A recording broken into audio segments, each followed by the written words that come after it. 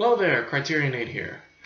Just a quick programming update before we get back to the Eclipser, the man in the clouds, or whatever you may call him. Apologies for not getting out the Bottle Rocket review. There's a reason for that. I haven't watched it yet, but there's a reason. I'll get into more depth, but I decided to take some time off and go on to next week and move on and let the Eclipser come in and do the next series that he's about to present to you in just a minute.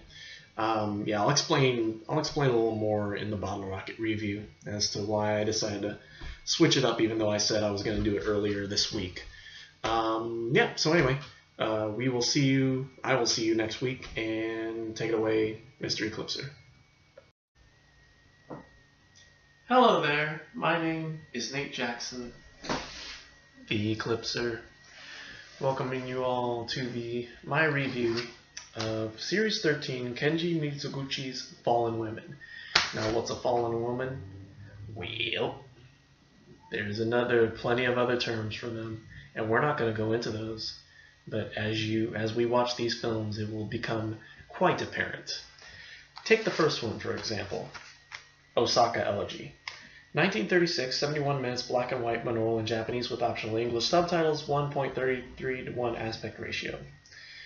It's an interesting little story about a woman named Ayako, and she's played by Izusu Yamada, and she plays a switchboard operator at a company called Asai Pharmaceuticals, I think.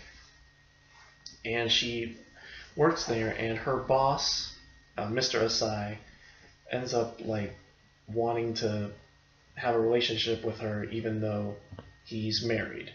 So when she finds out that her father needs money because he's fired and he's actually, I guess he stole money from the company he worked at, she ends up agreeing to be his mistress.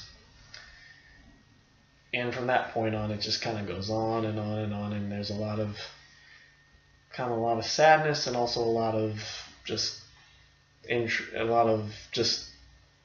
what's the word? Basically, she becomes something she doesn't want to be, but in the end, we hope for the best. She ends up basically. I guess that's the term of fallen woman. We'll just get to it now. I guess the fallen woman being someone who basically kind of is disgraced, usually because of sexual encounters. Someone becomes like a prostitute or sleeps around a lot. I guess that's what the term fallen woman is basically referring to in this subject.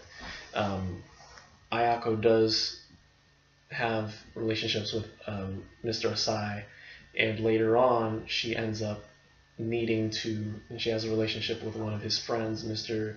Fujino, after she finds out that her brother needs money for his tuition, and he's off at college. And so, but after she ends up getting the money from him, she ends up leaving Mr. Fujino, and I guess she ends up getting arrested for embezzlement herself, and her family basically doesn't want to have anything to do with her at the end of the movie. But I guess the final movie end where she asks a doctor, she's staring out at a bridge, and she asks a doctor who passes by, is there any cure for female runaway or female delinquency? I think that's what it translates to. While the doctor doesn't have any answer, Ayaka ends up deciding that she has to find it out for herself, and we hope she does. We hope that she will get back to where she is. However, she's not apologetic for it. It's a bit of a feminist movie in the end. There's a lot of feminism themes going on where she doesn't cry about her situation. She doesn't kill herself. She moves on. She realizes the situation she's in, and either she's going to continue down the path she's brought herself on, or she's going to fix her life and make it the way she wants, But the point is, she's going to do it for herself. So yeah, it's an interesting little movie. I thought it was I thought one of the cooler scenes was the what do they call it? The Bunraku puppet show. I've always wanted to see one of those plays where they have the people dressed in black and they have the puppets and all that, and they're talking and all that. It's really, really neat. And so getting to see that in an old 1930s film was really cool. But I'd love to see it in person too. So anyway, outside of that, it's a really interesting film. I'm going to give it an A- because again, the ending just seems so abrupt. As we were approaching the last 5 minutes, it seemed like they did the whole, they rushed to the ending. And a lot of that, I think, the interesting thing about all these movies, with the exception of maybe Street of Shame, the last one, is that they're all under 80 minutes. The next one we have, Sister of the Guile, is 69 minutes. So I think a lot of that has to do with the way how just the general running time of Japanese movies back then.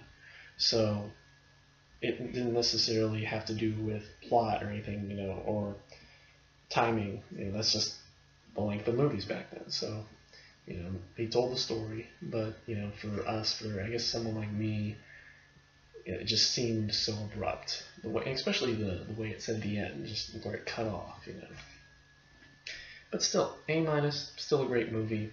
I'd check this one out. It's a really, really interesting story.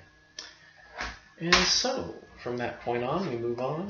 That's it for now, and we will see you all tomorrow. We'll do Sisters of the Guile, and then I think Sunday we will do Women of the Night, and then Monday we'll do Street of Shame.